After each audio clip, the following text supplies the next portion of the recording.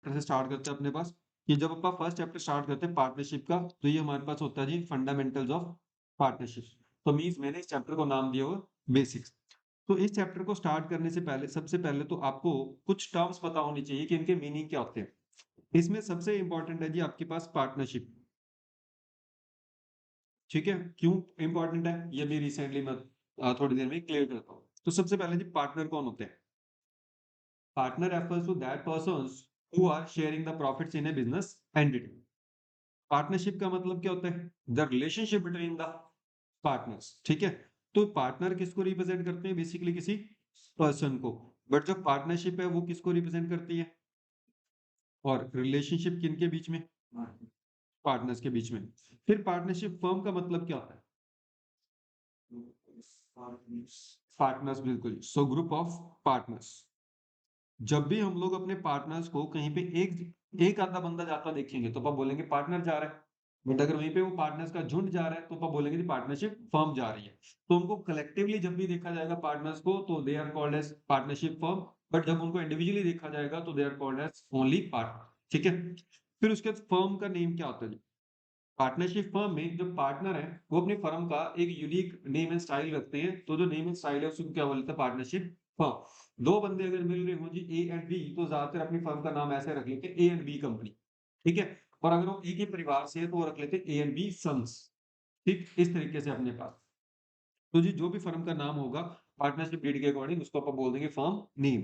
फिर ये क्या चीज होती है जी? Profit sharing ratio. जब तक तुम लोग 11th में सोल प्रोप्राइटरशिप पढ़ते हो तो तब तुम्हें ये बताया जाता है कि जितना भी प्रॉफिट है वो सारा एक ही बंदे को बिलोंग करता है, which is the sole proprietor of the firm. ठीक है, बट अब यहाँ पे तो तुम लोग जब पढ़ते हो तो तुम्हें यहाँ पे ये भी बताया जाता है कि एक फर्म में जो मिनिमम पार्टनर है वो कितने हो सकते हैं? 2 and maximum as per companies act 50 हो सकते हैं। तो अगर 50 बंदे हो सकते हैं तो मान लिया किसी फर्म में पार्टनरशिप फर्म में 50 बंदे हो गए तो अब जब वो एक ही बंदे को जाएगा वो पार्टनरशिप फर्म में क्या होगा? डिस्ट्रीब्यूट। तो जो भी उनकी रेशो होगी वो उसके पीएसआर में डिसाइडेड होगी, पहले से नहीं डिसाइडेड होगी तो इक्वली आप ये 50 बंदों में प्रॉफिट बांटोगे। इसको बोलेंगे प्रॉफिट शेयरिंग रेशो, कि जो रेशो यूज कर रहे हो आप वो टोटल प्रॉफिट डिस्ट्रीब्यूट करने के लिए। ठीक है, फिर उसके बाद हमारे पास यहाँ पे एक छोटा सा पॉइंट होता है कि प्रॉफिट शेयरिंग रेशो तो ठीक है जी, अगर लॉस हो गया तो क्या वो भी पीएसआर में बटेगा? बिल्कुल जी। प्रॉफिट शेयरिंग रेशियो का मतलब ये नहीं है कि सिर्फ प्रॉफिट ही ऐसे बटेंगे, लॉस का मतलब भी नेगेटिव प्रॉफिट ही होता है। तो वो भी क्या किस रेशियो में बटेगा? पीएसआर रेशियो में। ठीक है, अब आते हैं जी इस मुद्दे के ऊपर कि जो पार्टनरशिप है जी ये क्यों जरूरी है? क्योंकि पार्टनरशिप की ना आपके पास ये पार्टनरशिप को लेके जो भी एक टर्म्स एंड कंडीशन है वो एक एक्ट सेट करता है which is Indian partnership act 1932। अगर कहते हैं जी कल को पार्टनरशिप को लेके कोई झगड़ा वगैरह हो रहा है, कोई बंदा कोर्ट आ रहा है तो जो जज साहब है वो कौन से लॉ के अकॉर्डिंग जजमेंट देंगे? Indian partnership act 1930। इसका एक सेक्शन नंबर 4 है जी जो आपको थोड़ा सा टेक्निकल वे में किस चीज की डेफिनेशन बताता है? पार्टनरशिप। तो जो तुम्हें बुक में वो डेफिनेशन है वो पढ़नी होगी। ठीक है, क्योंकि उसके कुछ इक्का दुक्का सेंटेंस को मिसिंग करके वो ऐसा बना सकते हैं क्वेश्चन कि सेक्शन 4 के अकॉर्डिंग डेफिनेशन लिख दी, फिर एक आधा उसमें से वर्ड स्किप कर दिया, फिर पूछा कि भैया बताओ अब इसमें कौन सा वर्ड आएगा। ठीक, तो टेक्निकल डेफिनेशन में तुम्हारा इस तरीके का क्वेश्चन बन सकता है। तो ये हो जाएगा सेक्शन नंबर 4 के अकॉर्डिंग। तो जी अब तुम्हारे पास 5 टर्म तुम्हें पता लग गई, पार्टनर कौन होते हैं, पार्टनरशिप फर्म क्या होती है और पार्टनरशिप फर्म का नेम क्या होता है, फर्म किसको बोलेंगे और प्रॉफिट शेयरिंग रेशियो क्या होती है। ठीक है, इसके बाद हमारे पास एक सीए फाउंडेशन का क्वेश्चन आता है जी कि जो पार्टनरशिप फर्म का नेचर है जी वो कैसा होता है। तो दैट मीन्स कि आपने बिजनेस को, पार्टनर को और पार्टनरशिप फर्म को दोनों को इकट्ठे देखने के अलग अलग देखने।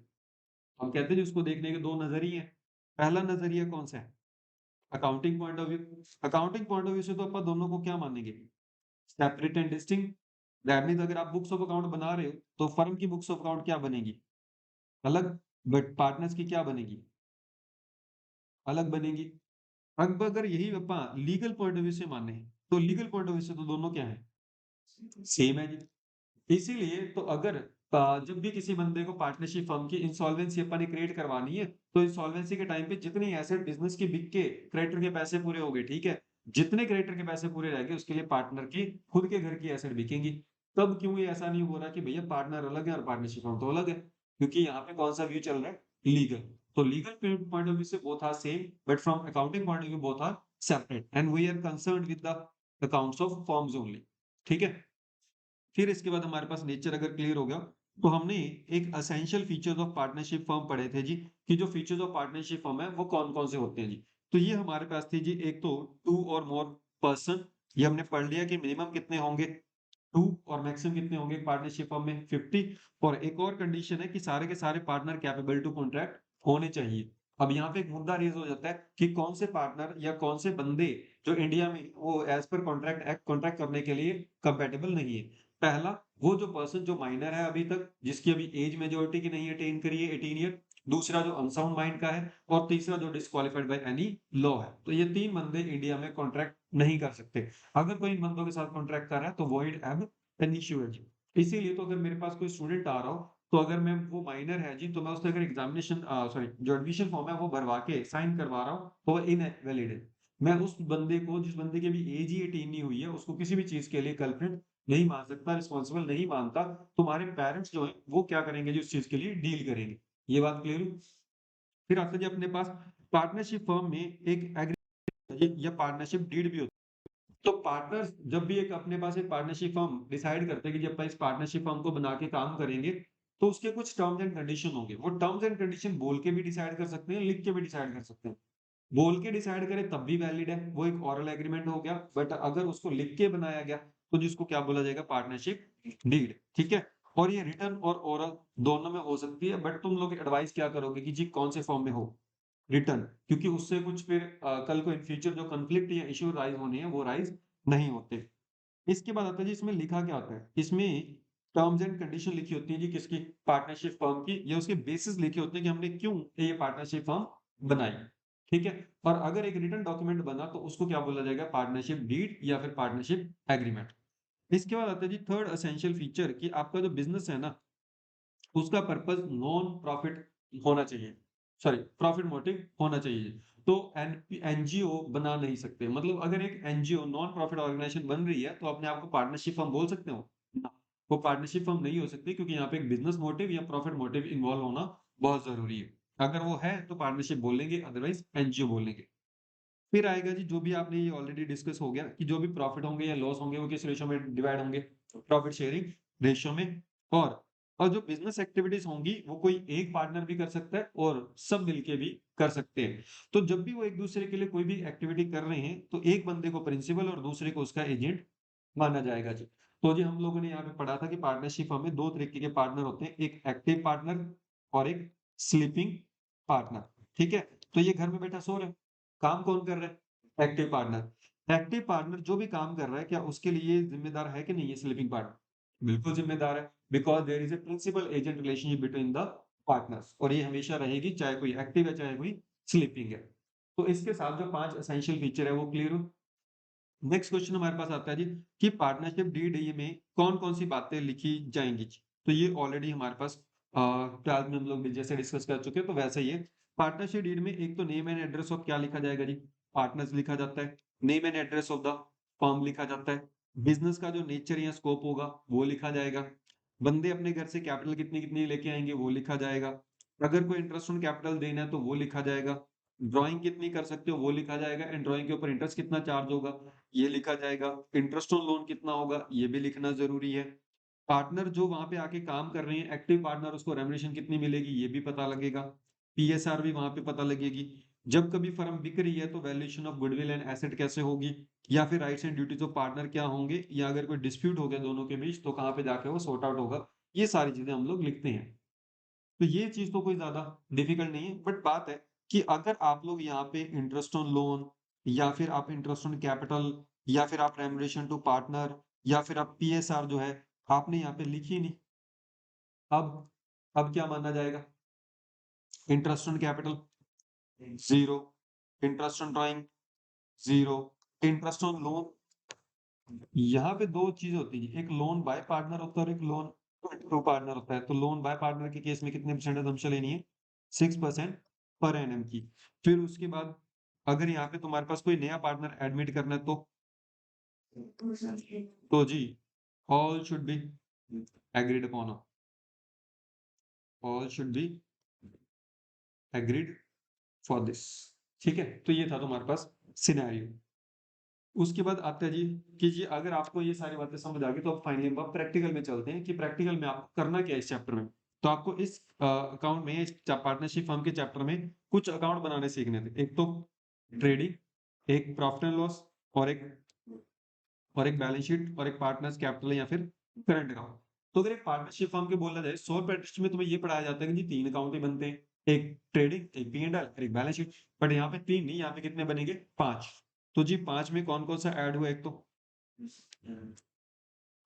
जब अपन इसको 12th के पॉइंट ऑफ व्यू से करते हैं, हमें इसी क्वेश्चन को टारगेट करके कितने मार्क्स के लिए क्वेश्चन डालना होता है उन्होंने? 5 मार्क्स।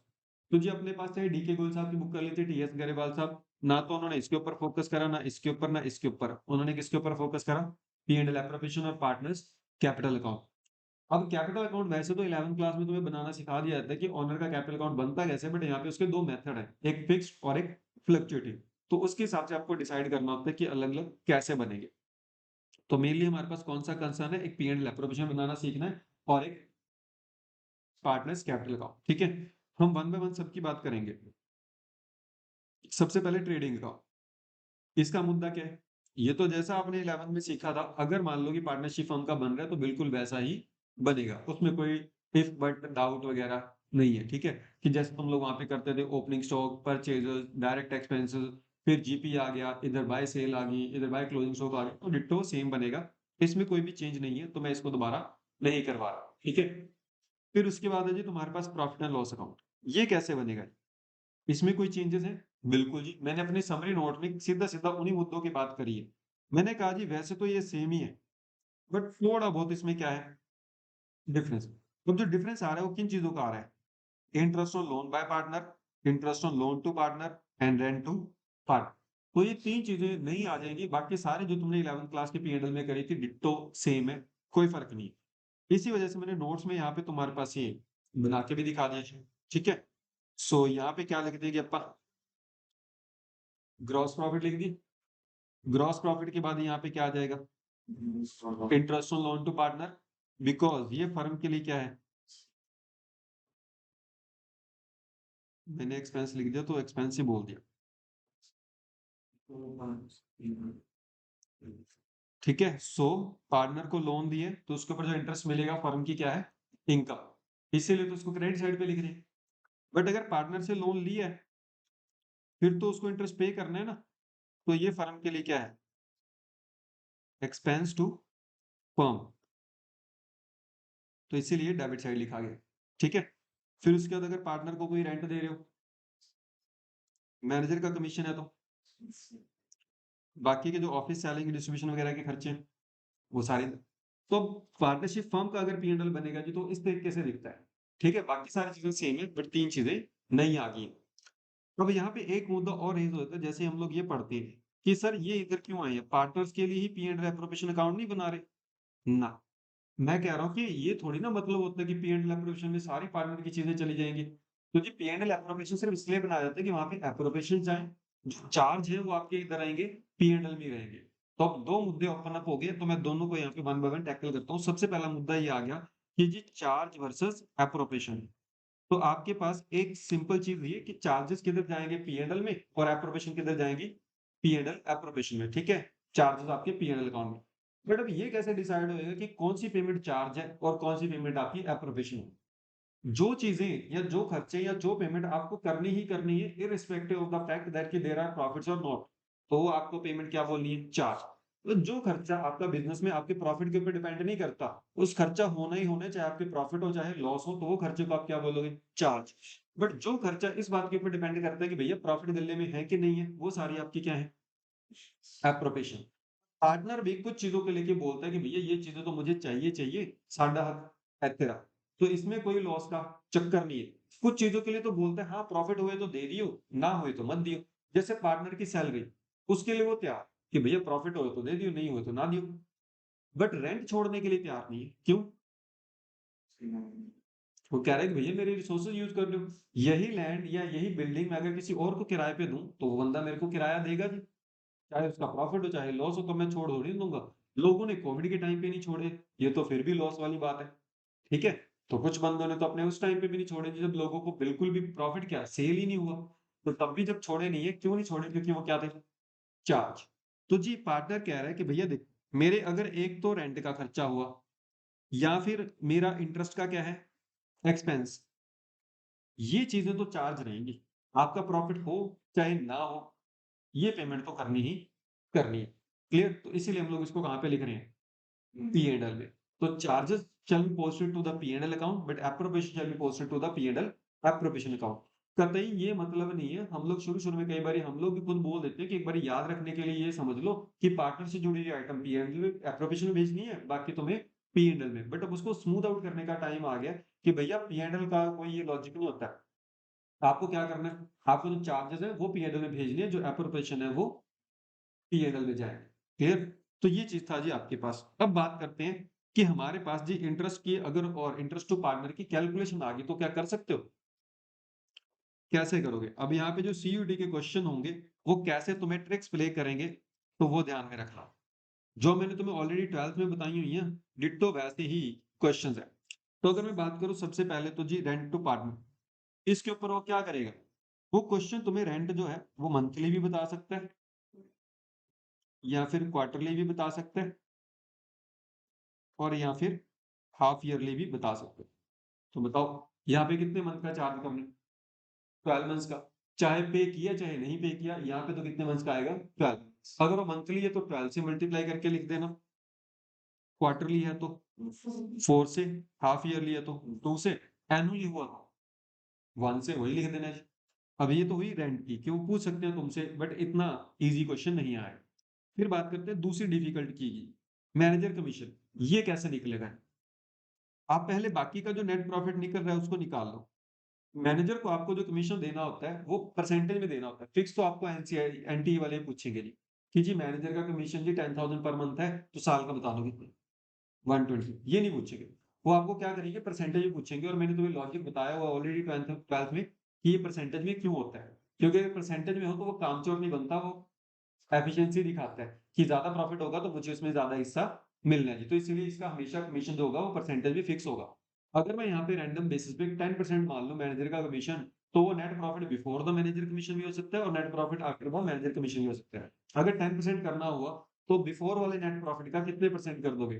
10 अपॉन में 100। बट अगर बिफोर वाले प्रॉफिट है तो 10% आफ्टर वाले का करना है, तो 10 अपॉन में 110 हो जाएगा। बात क्लियर? ये था जी मैनेजर का। बट ये बात है कि इसके लिए तुम्हारे पास वहाँ पे कैलसी नहीं होगा, तो चाहे बिफोर वाला है चाहे आफ्टर वाला है, तुम्हें वहाँ पे कैलकुलेट करके खुद अपने ब्रेन से अमाउंट बतानी। अब बात करते हैं जी इसमें क्या चक्कर होएगा। इसमें वो ना तुमसे बस अजम्पशन वाला चक्कर ही पूछेगा। एक तो अजम्पशन और एक डेबिट और क्रेडिट साइड। तो सबसे पहले डेबिट और क्रेडिट साइड का मुद्दा सॉल्व कर लेते हैं। अगर तुम्हारे पास लोन टू पार्टनर है तो लोन टू पार्टनर का मतलब क्या होता है? फर्म ने पार्टनर को लोन दिया है। अगर लोन दिया तो एसेट बन गया फर्म की। एसेट के ऊपर कल को इंटरेस्ट आएगा तो वो फर्म की क्या बनेगा? इनकम। तो ये interest on loan to partner तो किस वाली साइड पे जाएगा? क्रेडिट साइड पे, because it is an income to the firm.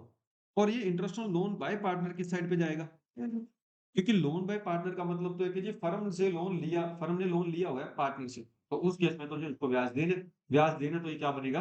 खर्च। ठीक है? अब बात करते हैं इसकी कैलकुलेशन की। इसकी कैलकुलेशन तो बिल्कुल ईज़ी है जी। आपको जो 8th क्लास से आप फॉर्मूला लगाते आ रहे हो मैथ्स के लिए, amount into rate into time, वही फॉर्मूला। फिर बात है, अमाउंट क्वेश्चन आपको बताएगा, ठीक है, कि ये तीनों चीजें सर्टेन कैसे होंगी। अमाउंट आपको क्वेश्चन बताएगा, दूसरी चीज रेट भी आपको क्वेश्चन ही बताएगा। बट अगर क्वेश्चन ने यहाँ पे रेट नहीं बताया लोन बाय पार्टनर के केस में, तो यहाँ पे तो assumption लेनी है कितने परसेंट की? 6% की। बट अगर यहाँ पे नहीं बताया तो नो assumption जी, जीरो। फिर टाइम कैसे डिसाइड होगा? जिस दिन लोन दिया है उस डेट से लेके at the end of the year तक। ठीक है? अगर जो लोन है वो 30 सितंबर को प्रोवाइड होगा जी, तो सितंबर से लेके 31 मार्च तक कितने महीने बनेंगे? 6 मंथ्स, वो आ जाएगा। अगर कुछ भी नहीं दिया तो 12 मंथ्स। फिर आप ये मान के चलोगे, ज़ूम ये करना है कि बिगिनिंग में ही पार्टनर ने लोन दे दिया था और एंड तक इसके कितने मंथ बन गए? 12 मंथ्स। तो इसमें क्या-क्या असम्पशन होंगी, ये चीज़ क्लियर? इसके साथ तुम्हारी पी एंड एल अकाउंट वाली सारी डिस्कशन सीयूईटी के पॉइंट ऑफ व्यू से कंप्लीट है। इसके बाहर अगर पूछते हैं तो 11th वाला फंडामेंटल होएगा, वो तुम लोगों ने सेल्फ देख लिया। ठीक है? इसके बाद हमारे पास आता है जी ये वाला है। ये जो चीज़ थोड़ी-सी कॉन्शियस करने वाला है। यहाँ पे अपनी आदत पड़ी होती है कि क्या लिखने की? टू नेट प्रॉफिट या बाय नेट लॉस। तो अपने को ये नहीं लिखना, यहाँ पे क्या आएगा टू P&L एप्रोप्रिएशन अकाउंट और इधर बाय P&L एप्रोप्रिएशन अकाउंट, क्योंकि ये वाली फिगर अगले अकाउंट में जाके गिरनी है। पहले बैलेंस शीट में गिरती होती थी तो यहाँ पे बैलेंस शीट लिख नहीं सकते थे क्योंकि वो अकाउंट में होता। तो इस वजह से हम लोग यहाँ पे टू नेट प्रॉफिट के नीचे लिख देते थे transfer to balance sheet, but अब वो कतई गलती नहीं करनी है। यहाँ पे टू P&L और बाय P&L आए। अब इसका तुम लोग पूछोगे सर हमें कौन सा अकाउंट बनाना है? अकाउंट तो नहीं बनाना, बट वो जर्नल एंट्री पूछ सकता है कि भैया जो प्रॉफिट एंड लॉस का प्रॉफिट है वो गिरता किधर है, उसकी जर्नल एंट्री बता दो। तो अगर प्रॉफिट है, प्रॉफिट अपन किस अकाउंट में डाल रहे हैं जी? प्रॉफिट एंड लॉस का अकाउंट का जो आपका प्रॉफिट है वो किस साइड आता है? Debit side. तो इसकी एंट्री बताओ क्या बनेगी? Profit and loss account debit to profit and loss appropriation. Loss transfer करने की क्या एंट्री बनेगी? P&L appropriation account debit to P&L। ये तो पूछ सकता है ना। इस वजह से वहां पे करेक्शन करनी है। वो जानबूझ के वहां पे एक ऐसी एंट्री में डाल देगा कि जी profit and loss account debit to net profit. और जिनको नेट प्रॉफिट डालने की आदत बनी हुई है वो क्या करेंगे? नेट प्रॉफिट वाले को टिक कराएंगे, पर नेट प्रॉफिट का तो कोई अकाउंट ही नहीं खुलता लेजर में। इस वजह से तो ये वाली पॉइंट क्लियर। यहाँ पे तुम्हारा प्रॉफिट एंड लॉस हो जाता है जी पूरे। अब क्वेश्चन बोलता कि जी मेरे को जो interest on loan to partner या बाय पार्टनर है ना उसकी एंट्रीज भी बता दो। इसकी एंट्रीज तुम्हारे बुक में पूरी पूरी नहीं लिखी हुई थी, तो इसीलिए मैंने इस वाली स्लाइड में इस बार ऐड कर दी है। तुम्हारे को जो पीडीएफ मिली है और जो ये वाली पीडीएफ है उसमें सिर्फ एक ही पेज का ये वाले का डिफरेंस कि ये ऐड ऑन हो गया।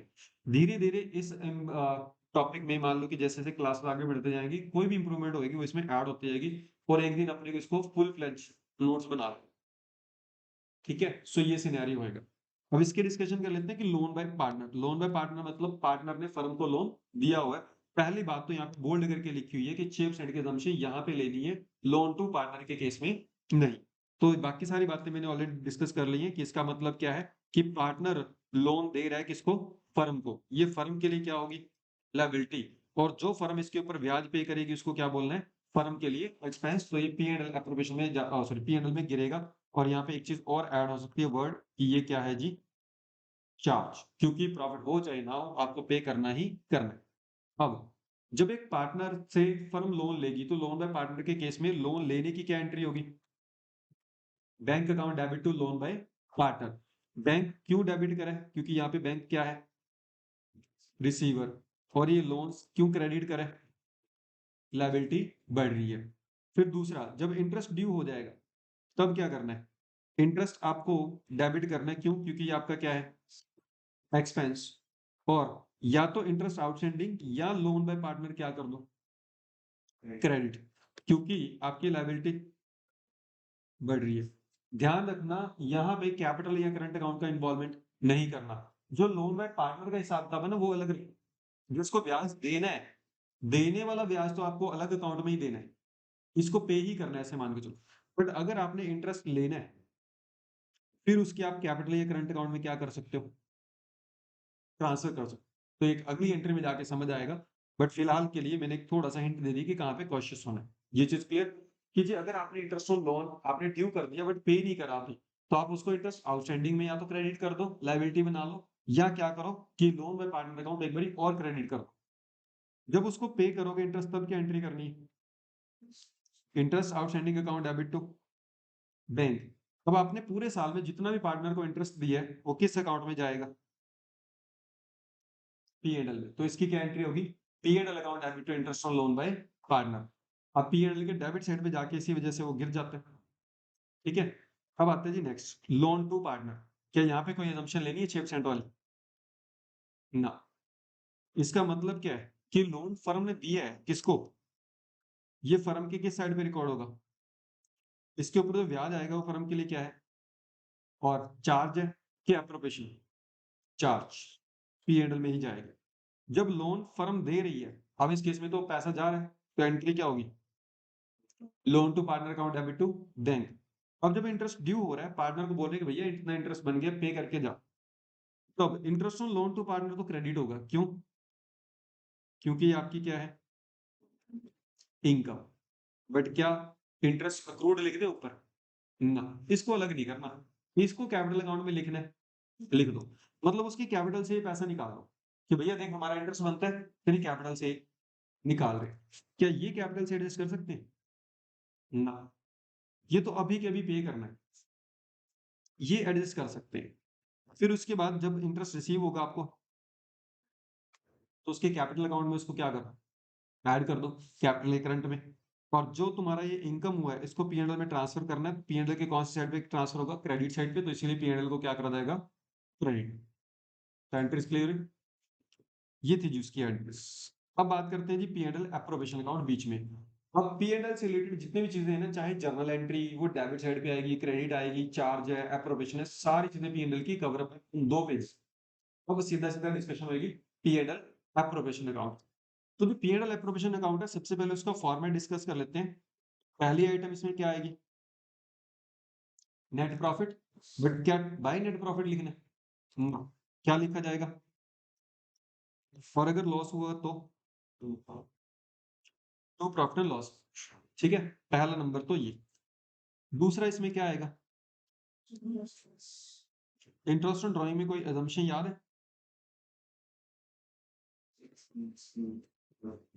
बिल्कुल जी, टाइम की assumption होती थी, कितने मंथ्स की? अगर आपको ड्राइंग का टाइम नहीं दिया गया तो दूसरा ये। तीसरी चीज आपने यहाँ पे क्या लिखनी है, चौथा, पांचवा ये, सिक्स्थ ये हो गया। अब ये है G P and L appropriation का अकाउंट का फॉर्मेट। तो फॉर्मेट में तो तुम्हें कोई दिक्कत होनी नहीं चाहिए, ठीक है, और ना ही अपने को यहाँ पे बनाना है। बट अपने को यहाँ पे क्या करना है कि हर एक चीज की क्या समझनी है, एडजस्टमेंट, कि अगर सीबीएसई यहाँ पे एक एक आइटम के ऊपर ट्रिक खेले तो कौन कौन सी ट्रिक खेल सकते हैं और अपने को वहां से बचना कैसे है। तो सीयूईटी लेवल पे ये इंपॉर्टेंट हो जाएगा कि आप इनको इंडिविजुअल आइटम को कैसे टैकल करते हो। तो मैं वन बाय वन स्टार्ट करूंगा। सबसे पहले मैं तुम्हें ये समझा रहा हूँ, अगर नेट लॉस आ जाए तो कैसे डील करना है, कौन से केस बनेंगे। प्रॉफिट आ जाए तो कैसे डील करना है।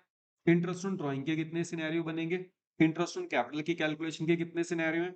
सैलरी कमीशन रेवोल्यूशन के कितने सिनेरियो हैं। ट्रांसफर टू रिजर्व के केस में वो कैसे क्वेश्चन पूछ सकते हैं। पीएनएल को भी डिस्ट्रीब्यूट करने के कुछ क्वेश्चन पूछे जा सकते हैं। तो वन बाय वन इन चीजों को टैकल करना। तो ये मैंने उनके लिए 12th वालों के लिए क्वेश्चन डाला होता है, ये करने की जरूरत तुम्हें नहीं है, ठीक है। अब आते हैं जी सीधा, अगर आपके पास पीएनएल एप्रोप्रिएशन में पहली आइटम क्या आ रही है, नेट लॉस, ठीक है। अब बताओ कि जब नेट लॉस हो रहा है तो अब कोई एप्रोप्रिएशन दे सकते हैं पार्टनर को, सैलरी देनी है पार्टनर को, क्यों नहीं? क्योंकि वो एप्रोप्रिएशन है, हमारे पास सफिशिएंट प्रॉफिट नहीं है। अगर अपन ने उनको एप्रोप्रिएशन लिखी तो इससे लॉस और बढ़ जाएगा। वही लॉस अल्टीमेटली किसने लेके आना है, उन्हीं पार्टनर ने अपने घर से लेके आना। तो आप बोलेंगे कि जी क्यों ये माथापच्ची कर रहे हो, पहले मैं आपको कुछ पैसे दे रहा हूँ, फिर आप वही पैसे अपने घर से लेके आ रहे हो। तो पापा बोलते हैं ये एप्रोप्रिएशन है, तो इसलिए हम लोग यहाँ पे उनको चार्ज नहीं करेंगे। बट उसमें 3 सिनेरियो बन सकते हैं जी। आपके पास कई बारी क्या होता है कि आपके पास क्वेश्चन पूछ लेता है कि जी नेट लॉस की कुछ एडजस्टमेंट बता दो। फिर अगर आपको एप्रोप्रिएशन दी हुई हो तब आपने क्या करना है, ये वाला। तो ये मैंने ना कुछ बातें लिखी हुई हैं, बट इसके केसेस बनाए हुए हैं यहाँ पे। अगर आपको क्वेश्चन में क्या दिया हो, सिर्फ नेट लॉस, और आपको क्या बोला हो, कोई इंटरेस्ट ऑन ड्राइंग नहीं है। जैसे इस क्वेश्चन में एज्यूम कर लेते हैं तीनों प्रैक्टिस। पहला केस मैंने क्या बनाया, नेट लॉस है और यहाँ पे कोई भी एप्रोप्रिएशन नहीं है। तो ये क्वेश्चन लेते हैं, इसका मतलब यहाँ पे 1 लाख है ना, तो ये है ना ये है। तो बताओ अब क्या होगा। 1 लाख रुपए पार्टनर्स को उनकी पीएसआर के रेशियो में डिस्ट्रीब्यूट कर देंगे। ठीक है जी, तुमने सही आंसर बताया। अब उसके बाद दूसरा जो केस है वो सुन लो। दूसरे केस में मैंने क्या लिखा हुआ है, when there is net loss along with the interest on drawing, और इंटरेस्ट ऑन ड्राइंग कम है किससे, नेट लॉस से, ठीक है। तो अब वापस चलते हैं, ये 1 लाख हो गया, यहाँ पे मैं एक जीरो हटा देता हूँ, कितना बना 20,000। ये कुछ नहीं है। अब बताओ क्या करना है, अब डिस्ट्रीब्यूट 1 लाख करना है कि 80,000 करना है। तो ये एप्रोप्रिएशन नहीं है, मतलब देने वाली आइटम नहीं देनी है, जो मांगने वो मंगवा लो, कोई चक्कर नहीं। इससे तो लॉस क्या हो रहा है, कम हो रहा है, ठीक है। तो इंटरेस्ट ऑन ड्राइंग मंगवा लेंगे एंड 80,000 का जो लॉस है वो डिस्ट्रीब्यूट कर देंगे। दूसरा केस समझ आया, अगर इंटरेस्ट ऑन ड्राइंग हो तो। बट इंटरेस्ट ऑन ड्राइंग अभी एप्रोप्रिएशन से क्या रखना है, कम रखना है। अब तीसरा केस, कि अगर इंटरेस्ट ऑन ड्राइंग है और वो नेट लॉस से ज्यादा है, तो अब आपने यहाँ पे कितना एज्यूम करना है, 1, और इधर कितना एज्यूम कर लो, 2। इसके भी फर्दर हालांकि कुछ सिनेरियो बन सकते हैं, और कोई एप्रोप्रिएशन ना हो तो क्या करोगे? ठीक है, 1 लाख का प्रॉफिट बांट दिया, बट अब मैं कह रहा हूँ कि यहाँ पे है 50,000, अब 50 का प्रॉफिट बढ़ जाएगा, बट यहाँ पे ये जो है ना, ये 150 है, अब क्या करो? So interest on capital gain charges to not. Appropriation. ये 1 लाख का लॉस इससे एडजस्ट हो गया, तो कितने का इंटरेस्ट ऑन ड्राइंग बचा? क्या 1 लाख में 150 की पेमेंट कर सकते हो? 50 का लॉस निकाल दे, इंटरेस्ट ही कितने का देंगे? 1 lakh. तुम लोग कह रहे हो कि 150 की जगह इंटरेस्ट अपा कितने का दे देंगे? 1 लाख। ऐसे करते हैं, 1 लाख का फिर अपा सिर्फ ए को दे देते हैं, बी को नहीं देते कुछ भी। किस रेशो में? कैपिटल की रेशो में, चाहे कैपिटल की बोल दो चाहे इंटरेस्ट ऑन कैपिटल बोल दो, सेम ही आएगी। सो अब यहाँ पे बताओ, ये चीजें समझ आइए। अगर मान लो कि आपके पास इंटरेस्ट ऑन ड्राइंग जो है वो ज्यादा है, किससे? लॉस से। उस केस में आप लोग पहले तो उससे क्या एडजस्ट करो, लॉस कर दिया, उसके बाद जो बचा वो आप एप्रोप्रिएशन में बांट दो, बट किस रेशो में? एप्रोप्रिएशन की रेशो में। ठीक है, मतलब अगर इंटरेस्ट ऑन कैपिटल हो तो कैपिटल की रेशियो यूज कर लो, सैलरी है तो सैलरी की रेशियो यूज कर लो, तो वहां पे पर्टिकुलर नाम नहीं लिखा हो, बट एप्रोप्रिएशन की रेशियो में आपने क्या करना है, डिस्ट्रीब्यूट करना है। और यहाँ पे अगर फिर भी कुछ बच जाए वो पीएसआर में बांट।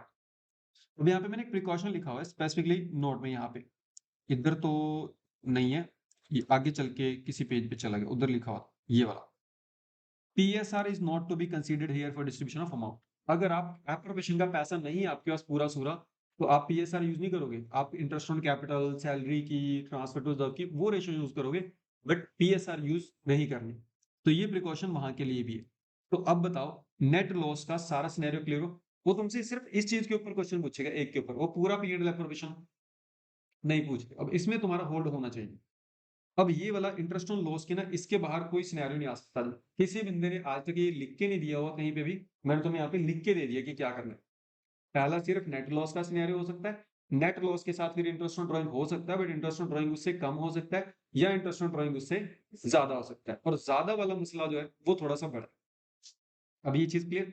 अब आते हैं जी आपके पास, अगर क्वेश्चन में लॉस ना दिया हो, प्रॉफिट दिया हो, फिर तो कोई तुम लोग बोलोगे झमेला ही नहीं है जी। उसमें भी झमेला है, उसमें भी झमेला क्या चीज है? हो सकता है क्वेश्चन आपको कई बार प्रॉफिट ही ऐसे दे दे जिसमें उसने पी एंड एल की कोई आइटम प्लस माइनस करनी थी वो भूल गया, उठा के पी एंड एल एप्रोप्रिएशन की कोई प्लस माइनस कर दी। क्लियर चीज?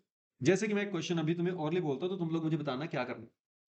मैंने ना मैनेजर का कमीशन जो था माइनस करना था, वो पी एंड एल आ गया, मैनेजर का कमीशन माइनस करना था नेट प्रॉफिट में से, मैंने पार्टनर की सैलरी माइनस कर दी। जो पार्टनर की सैलरी वो प्लस हो जाएगी और मैनेजर का कमीशन, बात समझे? बस यही मैंने यहाँ पे लिखा हुआ कि अगर आपको क्वेश्चन में जो प्रॉफिट है वो किसी तरीके से गलत दिया हुआ है, इनकरेक्ट है, इनकरेक्ट बोले तो या तो उसमें अभी तक चार्ज की एडजस्टमेंट हुई नहीं, एप्रोबेशन की पहले ही कर दी, तो आप उसको क्या करो, पहले जो प्रॉफिट एंड लॉस की आइटम्स है ना उसके लिए एडजस्ट करो। लाइक मैनेजर कमीशन आपने नहीं माइनस करा, कर दो, फिर किसके लिए करो, एप्रोबेशन के आइटम के लिए। अब वो प्लस होगी कि माइनस होगी, ये डिपेंड करता है ऑन द सिनेरियो। अब ये जजमेंट तुम्हें लगानी है। अगर मैं मान लो कि पीएनएल एप्रोप्रिएशन में interest on loan by partner ये डेबिट करना भूल जाऊं, क्या होगा? Minus. Rent to partner minus करना भूल जाए, माइनस। मैंने मैनेजर कमीशन नहीं लिखा, माइनस। डेबिट वाली साइड है क्या होगी? माइनस। मैंने interest on loan to partner वो भूल गया, वो ऐड, क्योंकि वो आपके एनपी में क्या होता है, प्लस होता है। ठीक है, फिर कोई appropriation, salary commission remuneration minus नहीं करनी थी, कर दी, ऐड कर दो। इंटरेस्ट ऑन ड्राइंग उसमें प्लस करना था, मैंने माइनस कर दिया, वापस से दोबारा से क्या हो जाएगा, ऐड हो जाएगा। ठीक है, हालांकि मैंने माइनस कर दिया ना उसमें से, इंटरेस्ट ऑन ड्राइंग अगर प्लस कर दिया पहले ही, वो तो माइनस करेंगे, बट अगर माइनस कर दिया तो फिर तो प्लस करेंगे ना। लेकिन प्लस माइनस वाला हिसाब तब तुमने अपने हिसाब से लगाना है। तो उसमें मैंने तुम्हें ऑलरेडी बता दिया कि अगर तुम्हें जो प्रॉफिट क्वेश्चन में गिवन है, इसके ऊपर कौन सा प्रॉफिट बनता है? P&L, इसके नीचे P&L, एप्रोबेशन। वो ज्यादातर बोलेगा P&L की डेबिट साइड तो मैं जी लिखना भूल गया, तो डेबिट साइड वाली आइटम को तो क्या करना है, क्रेडिट साइड वाली भूल जाए तो ठीक है। अब एप्रोबेशन में डेबिट साइड वाली क्या होती है, माइनस। हमने करनी है माइनस, वो पहले ही माइनस करके बैठ गया, तो उसको क्या कर दोगे, इंटरेस्ट ऑन ड्राइंग प्लस होता है, ऊपर नहीं करना था, ये पहले ही करके बैठे हैं। ठीक है, तो इस तरीके से तुम्हें हिसाब किताब लगाना है। तो प्रॉफिट भी अगर आ जाए तो वो प्रॉफिट में भी कुछ गड़बड़ झाला कर सकते हैं, उसमें बस तुम्हें क्या करना है, तुम्हें ये प्रॉफिट को पहले ठीक करना है, उसके बाद P&L एप्रोबेशन बनाना होता था। तो ये वाला सिनेरियो यहाँ तक क्लियर। अब उसके बाद यहाँ पे मैंने एक एग्जाम्पल के तौर पे कुछ बातें लिखी, मतलब ये मेरे को करना तो ऊपर चाहिए था, ये यहाँ पे बाई चांस स्पेस मैनेजमेंट की वजह से मेरे को यहाँ पे करना पड़ गया। 2 लाख का प्रॉफिट है, 3 लाख की एप्रोबेशन है, क्या करना है,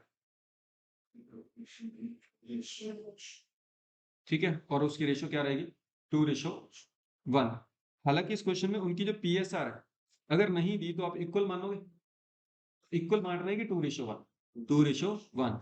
और यहीं पे वो वाला प्रिकॉशन फिर आ गया, कहते कि जी अब हमारे पास क्या है, जो नेट प्रॉफिट है वो इनसफिशिएंट है, उससे हमारा इंटरेस्ट ऑन कैपिटल फुल में डिस्चार्ज नहीं हो सकता, तो जो नेट प्रॉफिट है वो किसकी रेशो में बैठेगा। और ध्यान रखना कि यहाँ पे PSR यूज नहीं करनी। तो दोनों चीजें क्लियर। अब P&L में इसके बाद आते हैं जी इंटरेस्ट ऑन कैपिटल, ये कैसे कैलकुलेट होगा। तो इंटरेस्ट ऑन कैपिटल के आपके 3 तरीके हो सकते हैं, या 3 डिफरेंट सिनेरियोस क्वेश्चन में CUET आपको दे सकता है। पहला हो सकता है कि आपको क्वेश्चन में एक सीधा साधा क्वेश्चन आ जाए, केस 1, उसमें वो बोल रहे हैं कि बच्चों आपको अपनी capital they the, rate of interest बता दिया, बताओ क्या करोगे, ओपनिंग कैपिटल को रेट से टाइम ट्रायल भी आ जाएगा। केस 2, अगर आपको बीच में ड्राइंग वगैरह दी हुई है, तो अब याद है सेपरेट कैलकुलेशन करनी है। यहाँ पे कई बंदे जुगाड़ लगा लेते थे, बट मैंने स्पेसिफिकली बोला हो तुम्हारे पास सेपरेट कैलकुलेशन करनी है, और एग्जांपल बकायदा लिख के दिया हुआ। एक बंदे ने मान लो पहले फर्म में 2 लाख रुपए लगाए, तो उसकी टोटल कैपिटल कितने की होगी, 2 लाख। फिर उसके बाद वो एक अगस्त को 1 लाख रुपए और ले आया, अब टोटल कितना हो गया। 1 नवंबर को 50,000 घर पे ले गया, कितने की कैपिटल रहेगी, यहां तक कितनी कैपिटल चलेगी। अब इसको इंटरेस्ट कैसे दिलवाओगे, 2 लाख के ऊपर कितने मंथ्स का, 4 5 6 7, 2 लाख के ऊपर 4 मंथ्स का, इस 3 लाख के ऊपर 8 9 10 इंटू इसके ऊपर 11 12 1 2 3 इंटू जो रेट दिया उससे मल्टीप्लाई कर देना, टाइम मैंने तुम्हें बता दी, ठीक है। सो ये करनी है इस तरीके से, बट बात है सेपरेट कैलकुलेशन करना, जुगाड़ मत करना। कई बंदा पता है क्या बोलते हैं, कहते मैं तो जी अब इसके बाद ना 2 लाख की तो किस पे निकाल दूंगा,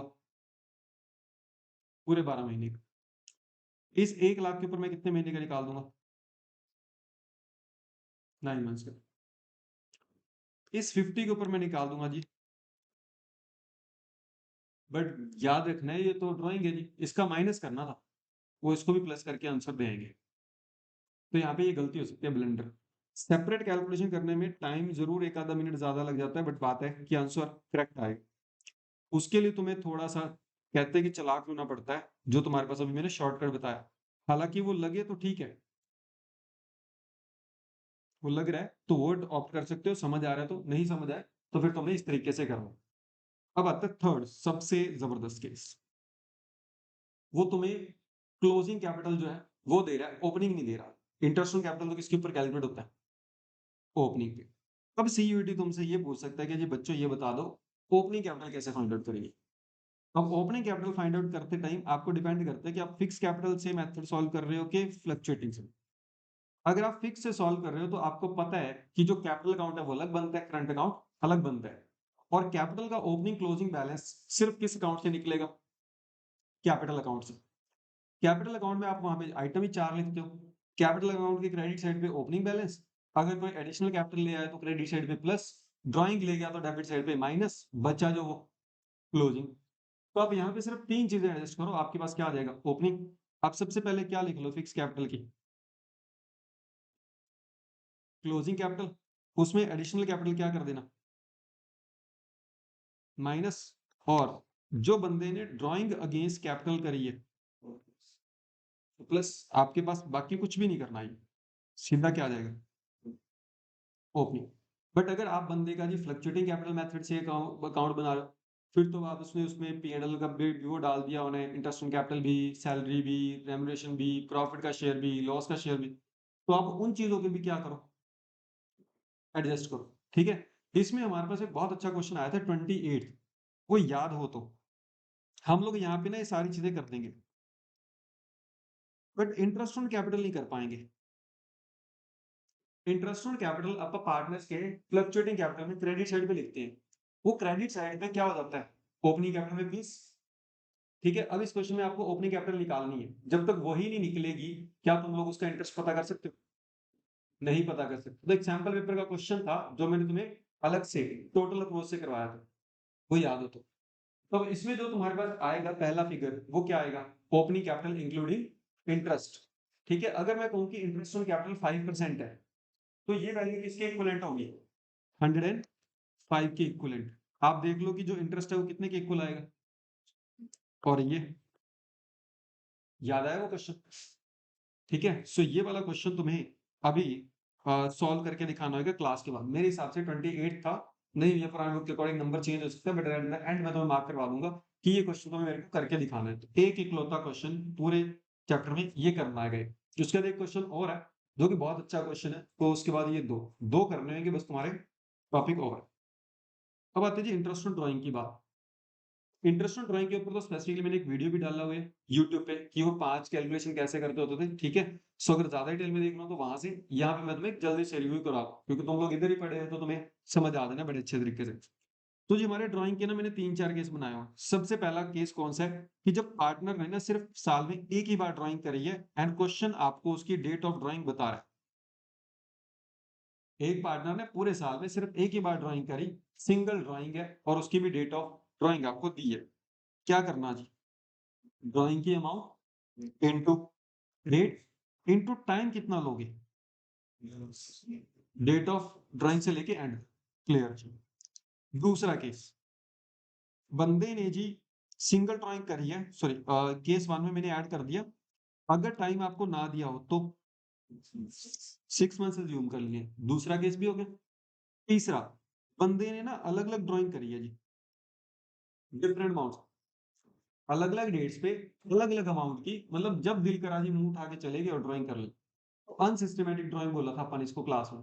अनसिस्टमैटिक ड्राइंग करी है multiple time in a year और इररेगुलर इंटरवल है।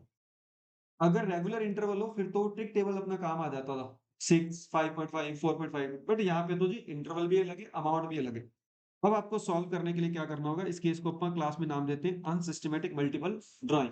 इसको सॉल्व करने के लिए आपके दो मेथड हैं, एक सिंपल मेथड था और एक प्रोडक्ट मेथड था। प्रोडक्ट मेथड में आपको टोटल प्रोडक्ट के ऊपर एक महीने के लिए क्या निकालना था? इंटरेस्ट। अब यहाँ पे बात करते हैं कि जिसको सॉल्व कैसे करना है। फॉर एग्जाम्पल अगर मैं तुम्हें बात करूंगी जो सिंपल मेथड है, उस क्वेश्चन को सॉल्व करो। एक बंदे ने अगर 1/5/2022 को 10,000 रुपए की ड्राइंग करी है, तो मंथ कितने बनेंगे? 11, फर्स्ट में से लेके at the end of year तक। 10,000 की ड्राइंग करी है तो उसके ऊपर अगर 12% का रेट ऑफ इंटरेस्ट हो तो 11 महीने के लिए इंटरेस्ट कितना बनेगा? 11। दैट मीन जो सिंगल ड्राइंग आपने कैलकुलेट करी है, एक बंदे ने अगर 4-5 बार ड्राइंग करी है तो आप क्या करो, रैंडमली दूसरी ड्राइंग के लिए इंटरेस्ट निकालो अलग से, तीसरी के लिए निकाल लो, जितना आए उसको बाद में क्या कर देना। इस तरीके में तो कुछ नया ही नहीं है। दूसरे तरीके में बट नया है, प्रोडक्ट मेथड। इसमें क्या करना था, अगर वही वाला क्वेश्चन मैं आपको बोलूं कि इस तरीके से सॉल्व करो इस लहजे से, तो आपने क्या करना है, डेट ऑफ ड्राइंग लिख ली, अमाउंट लिख ली, मंथ लिख ली, इन दोनों को क्या कर दो। अब 110 के ऊपर जितने भी आपके ड्राइंग है सबके साथ ऐसा ही करते जाओ, और लास्ट में क्या कर दो। अब इस टोटल प्रोडक्ट के ऊपर क्या करना, रेट अपॉन में 100 इंटू, ठीक है, तो यहाँ पे ध्यान रखना 1, 1 क्यों लगा रहे हैं? क्योंकि मंथ से तो अपन ने पहले ही इसको मल्टीप्लाई कर दिया। तो ये था आपके पास product method. Unsystematic drawing with both methods, ये भी क्लियर। तो उसके बाद आता है जी सिस्टमैटिक ड्राइंग वाला। बंदा सिस्टमैटिक ड्राइंग कर रहा है, मल्टीपल टाइम ड्राइंग करी है और एक कंप्लीट ईयर, पूरे साल करता है। तो ये केस नंबर कौन सा हो गया? 3। अब यहाँ पे तुम्हें क्या करना होता था? या तो जी बंदा ड्राइंग करेगा मंथली या क्वार्टरली या फिर हाफ ईयरली, जैसे भी करा है आप उसकी टोटल ड्राइंग निकाल लो। टोटल ड्राइंग को मल्टीप्लाई करोगे किसके साथ? रेट के साथ। यहाँ पे पहले क्या करना है? टोटल ड्राइंग, फिर उसके बाद रेट से मल्टीप्लाई, फिर किससे? एवरेज टाइम से मल्टीप्लाई। रेट में तो कोई दिक्कत होनी नहीं चाहिए, 12% दिया तो सबने कितना लगना है? 12। बट टोटल ड्राइंग में दिक्कत है। टोटल ड्राइंग कैसे निकलेगी? अगर बंदे ने मंथली ड्राइंग दी है आपको तो उससे 12 से मल्टीप्लाई कर देना। क्वार्टरली ड्राइंग दी है तो, हाफ ईयरली दी है तो, ठीक है। तो जैसे भी ड्राइंग करिएगी उससे आप टोटल ड्राइंग निकाल लेना। एवरेज टाइम कैसे निकलेगा जी? फर्स्ट ड्राइंग में जितने मंथ इन्वॉल्व है प्लस लास्ट ड्राइंग में जितने मंथ इन्वॉल्व है, उस दोनों को ऐड करके कितने से डिवाइड कर दो? हाफ कर दो उसका, ठीक है। ये तो था एवरेज टाइम निकालने का एक तरीका, बट अपन ने इसका एक ट्रिक टेबल बनाया हुआ था, तो सीयूटी के लिए ट्रिक टेबल तुम्हारे काम आ सकता है। हो सकता है कि इसके ऊपर एक 1 मार्क का क्वेश्चन तुम्हें डेफिनेटली देखने को मिले कि जी बंदा इसी तरीके से ड्राइंग कर रहा है, अब एवरेज टाइम निकाल के वो लगा। अब अगर वहां पे कैलकुलेट करने बैठे तो थोड़ा सा टाइम वेस्ट कर दोगे। तो अपने पास ट्रिक टेबल है कि बंदा चाहे ड्राइंग करे जी मंथली, चाहे करे हाफ क्वार्टरली, चाहे करे हाफ ईयरली, मिडिल में तो सबके कितने आना है? 6 मंथ का एवरेज टाइम आएगा। बिगिनिंग में करे तो क्या करना है? थोड़ा सा बढ़ा देना है। एंड में करे तो थोड़ा सा क्या कर देना है? कम कर देना। अब कितना मंथली ड्राइंग हो रही है तो उसका हाफ कितना होगा? 0.5। तो जी 6 प्लस हाफ, 6 माइनस हाफ। अगर बंदा क्वार्टरली ड्राइंग कर रहा है तो दैट मीन 3 महीने में एक बार ही कर रहा है, 3 महीने का हाफ 1.5। तो जी 1.5 प्लस और 1.5 माइनस। अगर बंदा 6 महीने में एक बार ड्राइंग कर रहा है तो हाफ 3 महीने हुए, 3 मंथ्स प्लस और 3 मंथ्स। ट्रिक टेबल आ गया। वहां पे कभी भी साइड पे बना लो और उसका सॉल्व कर देना, ठीक है। अब बट एक चौथा केस भी है जहां पे बंदा ना कंप्लीट ईयर के लिए ड्राइंग नहीं करता। इधर थोड़ा सा इशू है, यहाँ पे एवरेज टाइम कैलकुलेट करना ही पड़ेगा। वो कैसे? उसका एक एग्जांपल देता हूँ। एक बंदा क्या करता है 30 सितंबर तक सिर्फ ड्राइंग करता है, 30 सितंबर तक। आपको 31 मार्च का इंटरेस्ट कैलकुलेट नहीं करना, 31 सितंबर तक ही करना है। बंदे ने 1 अप्रैल से ड्राइंग करनी स्टार्ट करी 1000 per month, and per month बोले तो बिगिनिंग में। आपको सिर्फ 30th 9 तक का इंटरेस्ट बताना है, बताओ कैसे सॉल्व करो। टोटल ड्राइंग कितनी हुई?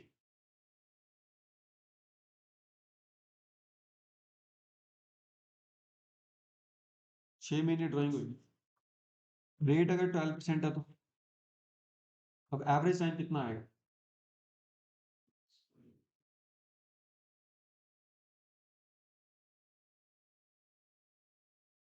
3.5। क्लियर हो गया? फर्स्ट ड्राइंग को कितना टाइम लगेगा? लास्ट वाली ड्राइंग को, दोनों को ऐड करा 7, 7 डिवाइड बाई 2, इस तरीके से समथिंग 5 के 5 केस कवर है। इसके बाहर क्वेश्चन ही नहीं बनता। इसके बाहर अगर क्वेश्चन बनते हो तो रिवर्स कैलकुलेशन का होता है। इंटरेस्ट तुम्हें बता देंगे, तुम्हें किस्त पता करनी है कितने की निकाले उसकी, ठीक है। सो ये सारी चीजें, बट रिवर्स कैलकुलेशन वाले तो अगर तुम्हें फॉरवर्ड कैलकुलेशन आती है तो रिवर्स में कोई दिक्कत होनी नहीं चाहिए।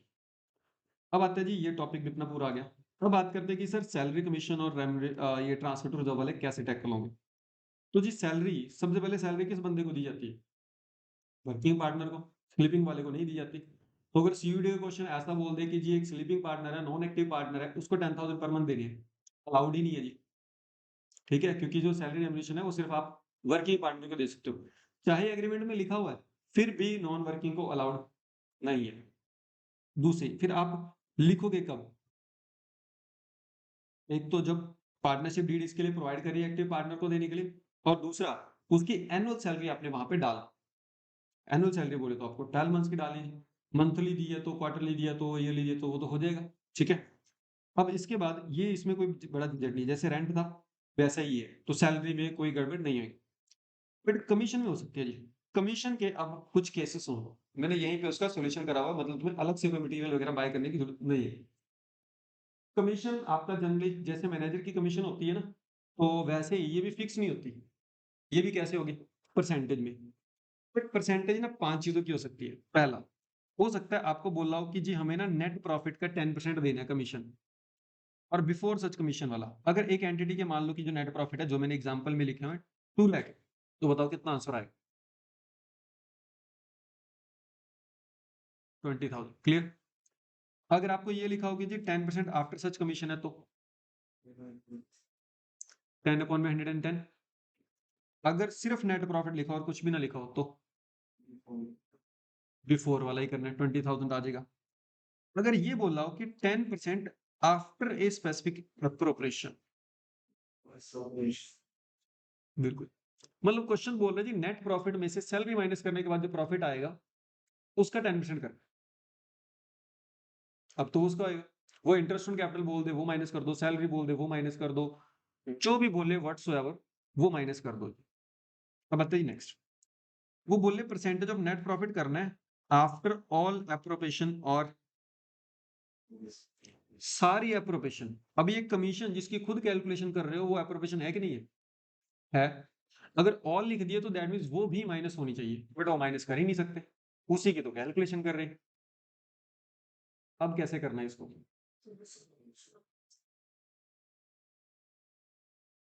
पहले सारी एप्रोप्रिएशन जो भी आपको पता है वो माइनस कर दो, उसके बाद 10 अपॉन में 110 कर दो। क्लियर ये चीज? इसके रिलेटेड भी एक क्वेश्चन है, तो तुम्हें दूसरा क्वेश्चन वो सॉल्व करना होगा यहाँ पे बैठ के। सेकंड क्वेश्चन, अब इसमें जितनी भी चीजें हैं बता सकते हो। जैसे यहाँ पे मैं तुम्हें एक क्वेश्चन दिया हुआ है, तो क्वेश्चन में तुम्हें पांचों के पांचों सिनेरियो मैं क्रिएट करके देता हूँ, तुम लोग मुझे बताना कि कमीशन कितना आएगा। तो मुझे यहाँ पे ना जो एक कमीशन की अमाउंट डालनी है, मैं तुम्हें कह रहा हूँ जी कमीशन 10% ऑफ नेट प्रॉफिट करना है, कितना आएगा? तो फर्स्ट केस में तुम लोग कह रहे हो जी 55,000। Second case 10% after such commission करना है, 50,000। थर्ड, 10% ऑफ नेट प्रॉफिट करना है सिर्फ, यही। फोर्थ, तुम्हें 10% of net profit after certain appropriation करना है, जो सर्टन है अभी।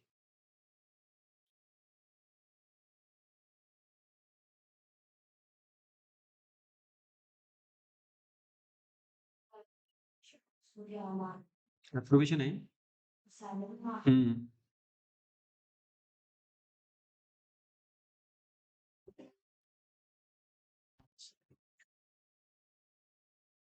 हम्म। पॉइंट्स में क्यों आएगा? गलत। सीधा 550 में से ये 4 गए, ये दोनों ही तो अप्रोप्रिएशन है। 150, 150 का 10%।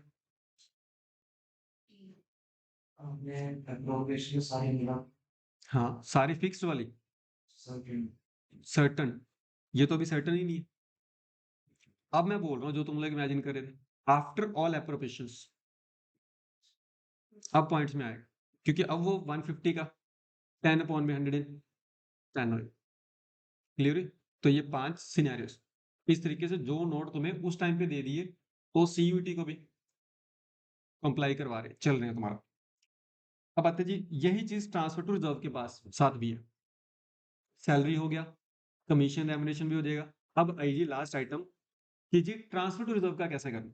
वही सेम सिनेरियो, अगर फिक्स अमाउंट दे दी फिर तो कोई चक्कर ही नहीं है, भैया 50,000 गुल्लक में डालने हैं, डाल दो 50,000। बट बोल ना जी 10% ऑफ नेट प्रॉफिट करना है, तो अभी मैंने बताया जैसा कमीशन के लिए वैसा कर दो, बिफोर वाला। अगर बोले जी करना ही बिफोर क्या है, हम तो पहले ही बिफोर वाला कर रहे थे, वो बोले जी आफ्टर वाला करना है, कर दो 10 अपॉन 110।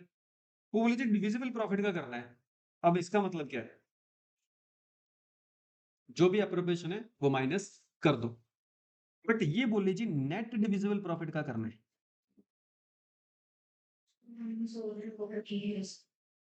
अब 10 अपॉन में 110 करना डिविजिबल प्रॉफिट का ही है।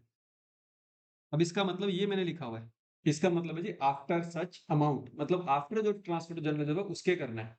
तो आपने करना है यहाँ पे क्या, यहाँ पे आपके पास डिविजिबल प्रॉफिट होंगे, इनको 10 अपॉन में 100 करना है, यहाँ पे डिविजिबल प्रॉफिट ही उठाना है और 10 अपॉन में 110 कर दो। अब डिविजिबल प्रॉफिट कैसे आएगा कि अगर आप लोग अपने पास profit plus interest on drawing minus appropriation कर देते हो, ठीक है। तो ये था जी सिनेरियो। अब उसके बाद आते हैं कि क्या सर अपने को डिस्ट्रीब्यूशन ऑफ नेट प्रॉफिट में भी कोई झंझट आ सकता है, उधर भी झंझट हो सकता है, क्या झमेला। उसमें एक स्पेशल प्रॉब्लम थी, कोई 57 या 59 8 ऐसा कुछ करके क्वेश्चन था, उसमें मैंने क्वेश्चन ही डाल दिए यहाँ पे, फिगर्स मॉडिफाई करी, फिगर मॉडिफाई करके क्वेश्चन ही डाल दिए। मैंने कहा जी एक फर्म का ना प्रॉफिट है कितने का, 2 लाख का, ठीक है। उस फर्म के पार्टनर ए बी हैं और उनकी पीएसआर रेशियो कितनी है, कैपिटल कितनी लगा रखी है, इतनी। इस 2 लाख रुपए के प्रॉफिट में मैंने सारा कुछ कर दिया है। ये प्रॉफिट कौन सा है, आफ्टर ऑल एप्लीकेशन। तो तुम्हें बांटना है, पहला 50,000 किस रेशो में, अगला 1/20, जो बचा इक्वल। अब क्या करना है, इसका वर्किंग नोट बना के देख लो। पहले 50,000 को 3:2 में, अगले 1/20 को, फिर 30 को, टोटल आया। क्लियर। अब चलते हैं वापस कि क्या पी एंड एल एप्रोप्रिएशन की सारी सारी एडजस्टमेंट कैसे कैसे चीजें होंगी, समझ आया। ये रहा उसका फॉर्मेट, चेक कर लो। लॉस अगर आ जाए तो कितने केस थे, 3। अकेला loss, loss with interest on drawing and interest on drawing उससे कम है, एंड थर्ड उससे ज्यादा है। फिर प्रॉफिट एंड लॉस, एक ही केस है, एडजस्टमेंट करनी होगी जी। अगर प्रॉफिट आ जाता है, कई बार पी एंड एल एप्रोप्रिएशन के आइटम प्लस माइनस नहीं करता। इंटरेस्ट ऑन कैपिटल में कितने केस थे, 3। ओपनिंग कैपिटल दी हो सीधा सीधा, कोई ड्राइंग वगैरह नहीं है। ओपनिंग कैपिटल दी है बट साथ में एडिशनल कैपिटल या ड्राइंग है तो सेपरेट कैलकुलेशन करनी है। फिर अगर ओपनिंग कैपिटल ही नहीं दी तो पहले उसको कैलकुलेट करो जी। फिर उसके इंटरेस्ट ऑन ड्राइंग के केस में कितने केस हैं, 5। बंदा सिंगल ड्राइंग कर रहा है एंड टाइम दी है, बंदा सिंगल ड्राइंग कर रहा है, टाइम नहीं दिया, 6 मंथ की एजम्पशन। बंदा अनसिस्टमेटिक ड्राइंग कर रहा है अनलिमिटेड टाइम तक के लिए, तो या तो सिंपल मेथड या फिर प्रोडक्ट मेथड। अगर बंदा सिस्टमेटिक ड्राइंग कर रहा है फॉर कंप्लीट ईयर, तब ट्रिक टेबल। अगर बंदा सिस्टमेटिक ड्राइंग तो कर रहा है बट कंप्लीट ईयर के लिए नहीं, अब एवरेज टाइम का फॉर्मूला चाहिए होगा, उससे सम सॉल्व होंगे। फिर उसके बाद आता है जी अपने पास transfer to reserve, sorry salary commission एवरेशन। सैलरी तो जी मंथली दी होगी, क्वार्टरली दी होगी, या हाफ ईयरली या एनुअली, वो लिख देनी है। कमीशन में चक्कर है जी, या तो 10% नेट प्रॉफिट का दिया होगा, या net profit before such commission, या net profit after such commission, या फिर after fix commission, sorry fix appropriation, या फिर आफ्टर ऑल एप्रोबेशन। यही सेम केस किसमें है, ट्रांसफर टू रिजर्व वाले में, बट वहां पे ऐसे लिखा होगा डिविजिबल प्रॉफिट या फिर नेट डिविजिबल प्रॉफिट, तो उसमें कंफ्यूज नहीं होगा। फिर उसके बाद प्रॉफिट बांटने में भी ट्रिक हो सकती है। अगर एक रेशो में बांटना तो बहुत सौखा है, बट वो 3-3 रेशो में बोल सकता है कि पहला प्रॉफिट इस रेशो में, दूसरा इस रेशो में, तीसरा इस रेशो में। तो अब टोटली तुम्हारा question P and L appropriation में डन है। ये चीज क्लियर। अब बचे जी 2 टॉपिक अभी भी आपके पास, वो क्या, past year adjustments. Past year adjustment याद है, तो इसमें हमारे पास क्या था कि हमारे पास हम P and L appropriation account बना रहे हैं, हमारे से हमें पता लगा कि पिछले साल में हमने जो बनाया है ना वो गलत बन गया। अगर वो गलत बन गया है भाई, उसमें अपने पास क्या आ गई होगी, कुछ गलती शलती होगी, उसको अब रेक्टिफाई करना है। तो 11th में तुमने करा था रेक्टिफिकेशन ऑफ एरर। अगर आपने ये नहीं बुक करा तो उसकी ये रेक्टिफिकेशन एंट्री डाल दो, ये नहीं करा तो ये रेक्टिफिकेशन एंट्री डाल दो। बट इधर झंझट क्या है, अगर आपने यहाँ पे 10 गलतियां भी करी है ना, तो उसको एक एडजस्टमेंट एंट्री से क्या करना है, रेक्टिफाई करना है। और उस एंट्री का लॉजिक होता है gaining partners capital account debit to sacrificing partner. आपने सिर्फ एक ये वाली एंट्री करनी है, gaining partners capital account debit to sacrificing partner, ठीक है। बट इसके लिए आपको क्वेश्चन में पहले ये समझना पड़ेगा कि अगर पी एंड एल में मैं क्या गलती करूं तो उसका क्या इंपैक्ट आएगा प्रॉफिट के ऊपर। आपके पास पी एंड एल में आपने डेबिट साइड किसी आइटम की गलती कर सकते हो या क्रेडिट साइड की, ठीक है। या तो डेबिट साइड वाली आइटम में 3 गलतियां कर सकते हो, या तो आइटम भूल ही गए, लिखना ही भूल गए, या कम अमाउंट से लिखी या फिर ज्यादा से लिख दी। सेम चीज आप क्रेडिट साइड वाली आइटम के साथ कर सकते हो, जैसे इंटरेस्ट ऑन ड्राइंग। पार्टनर से लेना ही भूल गए, पार्टनर से कम लिया, पार्टनर से ज्यादा ले लिया। अब तुम लोग मुझे बताओ कि अगर मैं इंटरेस्ट ऑन ड्राइंग जो है पार्टनर से रिसीव करना भूल जाऊं, क्या होगा प्रॉफिट के साथ? प्रॉफिट उनके घरों में कम गए कि ज्यादा गए? कम गए। इस गलती को ठीक करने के लिए मुझे क्या करना चाहिए?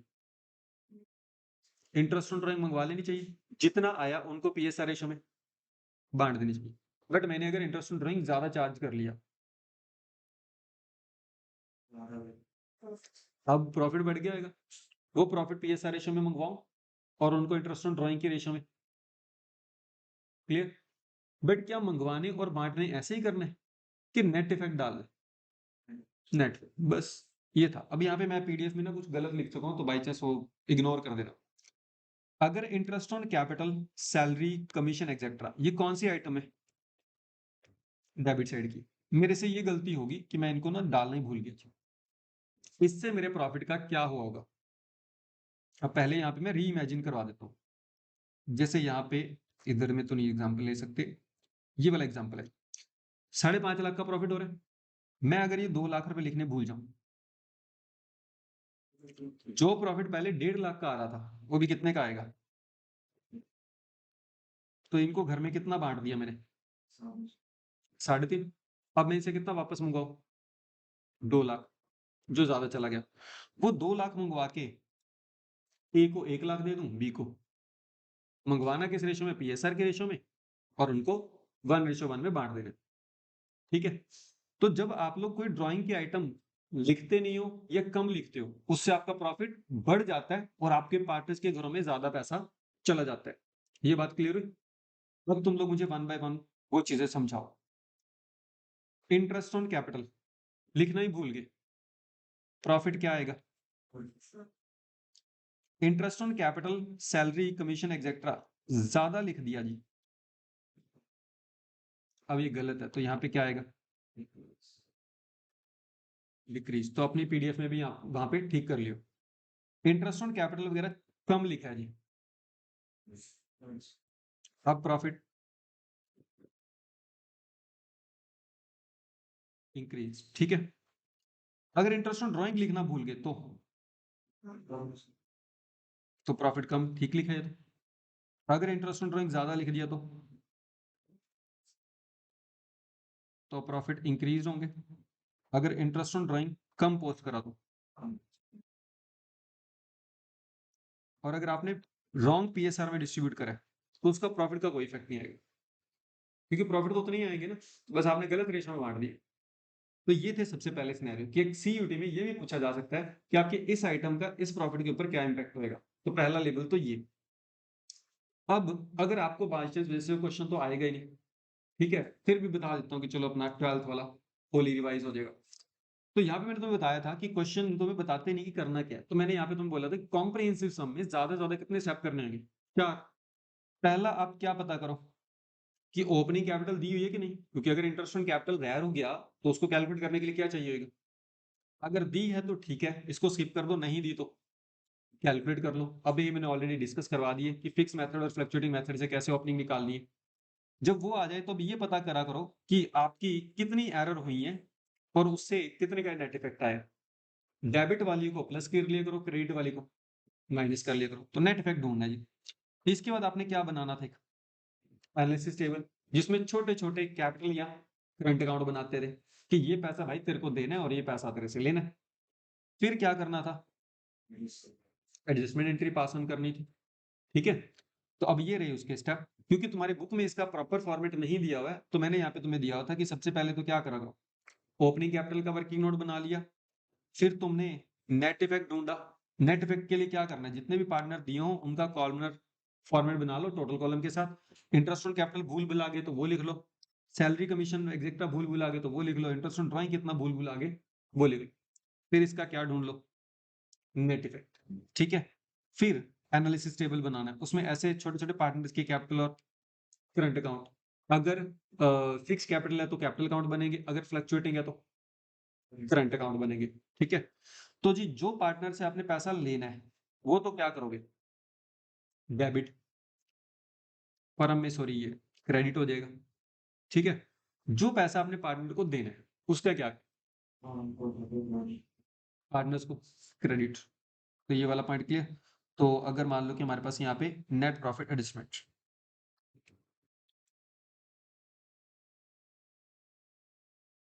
ये हो गया, ठीक है। सो ये था बट तुम्हारे पास एक प्रैक्टिकल के लिए, तो मेरे को शायद लगता है कि ये नहीं आएगा। हाँ, ये जरूर पूछ सकते हैं कि तुम्हारा जो प्रॉफिट है इसके ऊपर क्या इम्पैक्ट आएगा। फिर आता है जी तुम्हारे पास गारंटी टू और बाय पार्टनर, ये वाला टॉपिक याद है। यहाँ पे अपने पास क्या होता था कि एक पार्टनर या तो फर्म को गारंटी दे रहा है कि भैया फर्म मैं तेरे इतने प्रॉफिट कमा के दूंगा, मेरे हिसाब से इतना प्रॉफिट मैं जनरेट करके दूंगा या मैं सेल जनरेट करके दूंगा। एक चार्टर्ड अकाउंटेंट्स का क्वेश्चन था, याद हो तो। उसमें एक खुद बंदा बोल रहा है कि फर्म मैं गारंटी करता हूँ कि मैं इतने की सेल करवा के छोड़ूंगा। अगर उसने इतने की सेल नहीं करवाई तो खुद तो भुगतेगा जी। मतलब उस सेल की वजह से अपना जितना प्रॉफिट नहीं हुआ वो अपन उससे क्या कर लेंगे, रिकवर कर लेंगे। भाई तू तो कह रहा था हमारे इतने प्रॉफिट होंगे, हुए नहीं है, अब निकाल अपनी जेब से पैसा।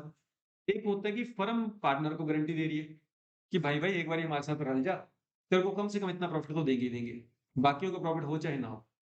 अब आप प्रॉफिट कमाओ, पीएसआर रेशियो में बांट दो, जिसको आपने गारंटी दी है ना उसकी अगर डेफिशिएंसी आ गई तो वो भुगतेंगे जी कौन, डिपेंड करता है। अगर पर्सनल गारंटी है तो पर्सनल बंदा भुगतेगा, अगर नहीं कुछ दिया तो फर्म की बाकी पार्टनर जितने भी हैं वो उनकी अपने अपने पीएसआर में भुगतेंगे। ये वाला पॉइंट क्लियर। उसके टाइम पे अपने पास एक ऐसी स्टेटमेंट बनती होती थी, बट अभी तो तुम्हें ये स्टेटमेंट बनाने की जरूरत ही नहीं है। तुम्हें बस एक सीधा साफ सुथरा क्वेश्चन आ सकता है कि भैया इतने की डेफिशिएंसी आ रही, ये भुगतेगा कौन, ये बता दो। तो तुम्हें क्वेश्चन पढ़ के ये बताना होगा कि उसको कौन सा बंदा भुगतेगा। पॉइंट क्लियर, ठीक है। अब तुम्हारे पास मैंने दो क्वेश्चन बोले, एक तो मैंने तुम्हें वो 28th और एक और क्वेश्चन कौन सा मार्क करा था मैंने, ये एक ये इसको लेके। तो ये दो क्वेश्चन तो मैं बताता हूँ कि बुक में कहाँ पे हैं, वो अभी के अभी सॉल्व करोगे।